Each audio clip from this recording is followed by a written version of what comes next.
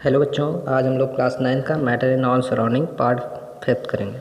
अभी तक हम लोगों ने पार्ट 4 वीडियो इसका बनाया हुआ है इस चैप्टर का। आप लोग अगर नहीं देखे हैं तो इसको जा कर के देख लीजिए। और आज हम लोग स्टार्ट करने वाले हैं, क्या देखते हैं। स्टेट ऑफ मैटर, अभी तक हम लोग क्या पढ़ चुके हैं, मैटर के 3 स्टेट पढ़ चुके हैं। जैसे सॉलिड के बारे में पढ़ चुके हैं, लिक्विड के बारे में पढ़ चुके हैं और गैस के बारे में पढ़ चुके हैं। आज हम लोग इसके और मैटर स्टेट के बारे में पढ़ेंगे। जैसे क्या होता है, मैटर के 2 और स्टेट होते हैं, प्लाज्मा स्टेट होता है और एक बोस-आइंस्टाइन कंसंट्रेट मेथड होता है। इसके बारे में आज हम लोग पढ़ने वाले हैं। तो प्लाज्मा क्या होता है? It is a hot ionised gas consisting of equal number of positive charged ion and negatively charged ion। मतलब ये ऐसे आयन होते हैं, ऐसे हॉट आयनाइज्ड गैस हैं, ये ऐसे हॉट आयनाइज्ड गैस हैं जो क्या होते हैं, number of positive ion charge और number of negative ion charge क्या होता है इसमें सेम होते हैं। मतलब इनका कहने का मतलब ये है कि अगर कोई गैस है उसमें क्या होगा, ये ऐसा स्टेट है उसमें नंबर ऑफ नेगेटिव आयन और number of positive ion equal होगा। जितना नंबर पॉजिटिवली जितना चार्ज होगी वो गैस, उतना ही क्या होगी, निगेटिवली भी चार्ज होगी। और ये क्या होती है, हॉट आयनिक गैस होती है। मतलब इन पे कुछ चार्ज होता है।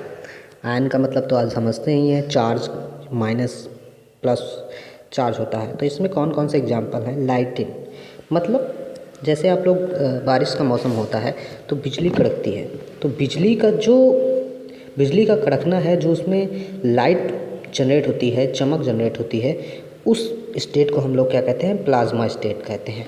और जो हमारे स्टार होते हैं, तारे, ये जो चमकते रहते हैं और ये जो तारे होते हैं, ये भी क्या है, प्लाज्मा स्टेट है। उन्हीं की वजह से क्या हो रहा है, ये चमक रहे हैं। अब आपका फिफ्थ स्टेट है आपका बोस-आइंस्टाइन कंसंट्रेट। इसका मतलब है it is the state of matter in which separate atoms are sub atomic part cooled to temperature very near of absolute zero. इसका मतलब है कि ये क्या होंगे, ऐसे सब एटॉमिक पार्टिकल हैं। सब एटॉमिक आइटम को क्या किया जाए, हम लोग क्या करें, कूल करें, मतलब ठंडा करें। किस टेम्परेचर पे? एब्सोल्यूट जीरो पे।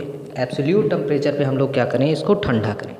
ठंडा करने का मतलब है कि ऐसा इसका टेम्परेचर लाएं जो 0 डिग्री सेल्सियस या फिर क्या हो, -273 केल्विन हो। इस पे उस किसी भी गैस को, किसी भी आइटम को क्या किया जाए, अगर 0 सेल्सियस पे क्या किया जाए, उसको ठंडा किया जाए। और या फिर क्या किया जाए, 273 केल्विन पे उसको क्या किया जाए, ठंडा किया जाए। तो इसकी वजह से जो मैटर बनेगा क्यों? जब किसी भी पार्टिकल को या फिर किसी भी एटम को या किसी भी मैटर को आप लोग क्या करोगे कि उसको कूल करोगे, कितने पे, 0 सेल्सियस पे कूल करोगे, तो क्या होगा, उसके जो पार्टिकल होंगे वो क्या करेंगे, वेव प्रॉपर्टीज शो करने लगेंगे। अब वेव प्रॉपर्टी शो करने लगेंगे तो उनकी क्या हो जाएगी, डेंसिटी क्या हो जाएगी, बहुत ही कम हो जाएगी। पार्टिकल की बहुत ही ज़्यादा डेंसिटी हो जाएगी, सॉरी कम बोल दिया मैंने, बहुत ही ज़्यादा डेंसिटी हो जाएगी, मतलब बहुत ही ज़्यादा नज़दीक के पार्टिकल हो जाएंगे। अब जब पार्टिकल नज़दीक आ जाएंगे तो इसका मतलब क्या है कि वो क्या हो जाएंगे, सिकुड़ने लगेंगे और उनकी साइज़ छोटी हो जाएगी। साइज छोटी हो जाएगी किसकी वजह से, टेम्परेचर की वजह से। अब किसी भी चीज़ को, इसके लिए कुछ एग्जांपल हम लोग देख लेते हैं कि कौन से एग्जांपल हैं। इसमें एक एग्जांपल है न्यूट्रॉन स्टार। अब न्यूट्रॉन स्टार को क्या किया जाए, अगर हम लोग क्या करें, जैसे न्यूट्रॉन स्टार है, ठीक, इसको क्या किया जाए, इसको किया जाए कूल 0 डिग्री सेल्सियस पे। अब 0 डिग्री सेल्सियस पे अगर इसको कूल करोगे तो सबसे पहले क्या होगा, अब इसके जो पार्टिकल होंगे उनकी डेंसिटी क्या होगी, बहुत ही अधिक होगी, बहुत ही ज़्यादा होगी, जिसकी वजह से क्या हो जाएंगे, इनमें क्या आ जाएगा, इनमें जनरेट हो जाएगा क्या, वेव प्रॉपर्टीज़ आ जाएंगी। अब वेव प्रॉपर्टीज़ आ जाने की वजह से इनमें सिकुड़न आ जाएगी, और सिकुड़न की वजह से इनकी साइज़ क्या हो जाएगी बच्चों, छोटी हो जाएगी, और इस मैटर ये स्टेट इस स्टेट में आ जाएगा। तो न्यूट्रॉन स्टार होते हैं। और अगला एग्जांपल आपका क्या है, लिक्विड हीलियम, हीलियम को क्या करोगे आप, हीलियम को जैसे क्या करो कि हीलियम है, ठीक, इसको आप -200 केल्विन पे आप क्या करो, इसको ठंडा करो केल्विन, ठीक। जब आप ठंडा करोगे तो ये जो हीलियम है ये चेंज हो जाएगी किसमें, लिक्विड हीलियम में। किस में चेंज हो जाएगी, लिक्विड हीलियम में, मतलब ये लिक्विड हीलियम में इसकी स्टेट चेंज हो जाएगी। बच्चों क्यों चेंज हो जा रही है, क्योंकि जो हीलियम के पार्टिकल हैं इसको जब हम लोग ठंडा करते हैं तो इसमें क्या हो जाता है, इसके जो पार्टिकल हैं वो आपस में इनकी डेंसिटी बहुत ही ज़्यादा हो जाती है, बस सिकुड़न आ जाती है। सिकुड़न की वजह से क्या होता है कि ये छोटे हो जाते हैं साइज़ में, पहली बात तो, और छोटे हो जाते हैं ये वेव, इनके पार्टिकल जो हैं जब नज़दीक आते हैं तो ये वेव प्रॉपर्टी शो करने लगते हैं। अब वेव प्रॉपर्टी शो करने लगते हैं तो ये लिक्विड में चेंज हो जाते हैं। अब लिक्विड में चेंज होने पे हम लोग इनको क्या कहते हैं, सुपर लिक्विड भी कहते हैं। लिक्विड हीलियम को हम लोग क्या कहते हैं, सुपर लिक्विड कहते हैं।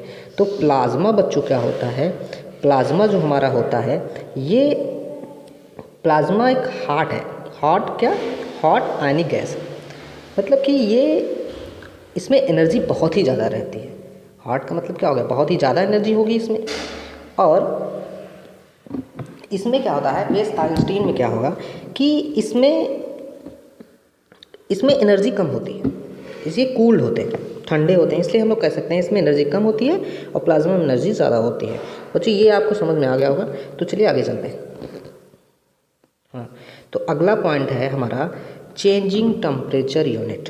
चेंजिंग टेम्परेचर यूनिट में हम लोग क्या सीखने वाले हैं कि जैसे कोई भी टेम्परेचर आपका किस में दिया है, केल्विन में दिया है, तो उसको हम लोग सेल्सियस में चेंज करेंगे। और कोई टेम्परेचर अगर सेल्सियस में दिया है तो हम लोग उसको क्या करेंगे, केल्विन में चेंज करेंगे। वो कैसे करेंगे, उसके लिए हमको पता होना चाहिए कि सेल्सियस 0 डिग्री सेल्सियस किसके इक्वल होता है, 273.15 केल्विन के इक्वल होता है। ये रिलेशन क्या होता है, सेल्सियस और केल्विन में क्या रिलेशन है ये इसका। अब हम लोग क्या करेंगे, हम लोग एक फार्मूले का यूज़ करेंगे यहाँ पे। ये वाला फार्मूला क्या है, ये वाला formula 0 degree Celsius equal to Kelvin -273। इस फार्मूले का हम लोग यूज करते हुए क्या करेंगे, किसी भी टेम्परेचर को किसी दूसरे, जैसे कोई क्या है डिग्री सेल्सियस में टेम्परेचर दिया गया है, अगर कोई बोले आप इसको चेंज इनटू उसमें करो, फ़ारेनहाइट में करो, तो आप लोग इस वाले फार्मूले का यूज़ कर सकते हैं। अगर आपको दिया गया है केल्विन में दिया गया है, आप कह रहा है चेंज इनटू क्या करो, सेल्सियस में करो, तो क्या करोगे आप इस फार्मूले का यूज़ कर लोगे। तो ये फार्मूला नॉर्मली आप पहले भी पिछली क्लास में भी पढ़ चुके हैं, 8th 7th में भी पढ़ चुके हैं। तो इस फार्मूले का हम लोग आज यूज करके एक क्वेश्चन सॉल्व करेंगे, ठीक। जैसे अब क्वेश्चन क्या है, क्वेश्चन आपका दिया गया है change into Celsius, change into Celsius दिया गया है। अब हम क्या करेंगे, इसको चेंज इनटू सेल्सियस में पहला हम लोग का क्वेश्चन है क्या, 570 केल्विन। 570 केल्विन को हम लोग किस में चेंज करना है, सेल्सियस में चेंज करना है। तो हम लोग को फार्मूला तो पता ही है, क्या होता है फार्मूला, क्या पता है, 0 डिग्री सेल्सियस इक्वल टू क्या होता है, K - 273। अब K क्या होता है, K मतलब केल्विन और C मतलब सेल्सियस, ठीक है। सेल्सियस और केल्विन क्या कहते हैं, केल्विन, C का मतलब होता है सेल्सियस, इसको हम लोग C को सेल्सियस, डिग्री सेल्सियस कहते हैं, ठीक है। और केल्विन को हम लोग क्या कहते हैं, K, इसको K से डिनोट करते हैं, इसको डिग्री सेल्सियस से डिनोट करते हैं। तो हम इस फार्मूले का यूज़ करते हुए आज सॉल्व कर रहे हैं, तो इस फार्मूले का आप लोग नोट कर लोगे, ठीक है। अब K की वैल्यू क्या दिया गया है, K की वैल्यू दिया गया है 570 दिया गया है। अब यहाँ इसको सॉल्व कर लोगे, इसमें से इसको माइनस कर दोगे 273। जब 273 माइनस कर दोगे तो सेल्सियस इक्वल टू कितना आ गया, 297 डिग्री सेल्सियस आ गया। तो ये आपका क्या हो गया, फाइनली आंसर हो गया। अब अगला वाला क्वेश्चन जो है ये भी इसी तरह है, ये भी कैसे इसी तरह है, थोड़ा देखते हैं इसको कैसा है। इसमें बच्चों क्या करना है आपको कि 273 केल्विन दिया गया है, कह रहा है चेंज इनटू क्या करना है, सेल्सियस करना है। अब केल्विन से सेल्सियस करना है तो नॉर्मली इसी फार्मूले का यूज़ कर लेंगे हम लोग, इस वाले फार्मूले का। अब इस वाले फार्मूले का यूज़ करने के बाद क्या मिला हमको कि केल्विन की जगह क्या की 273 रख दिए, 273 - 273 क्या हो गया, 0 डिग्री सेल्सियस हो गया। मतलब हमारा क्या आंसर आ जाएगा, 0 डिग्री सेल्सियस, ठीक है बच्चों। अब इसी तरह के आप लोग को 5 क्वेश्चन करने हैं अपनी बुक से, ये आपका आज का होमवर्क है। Thank you class.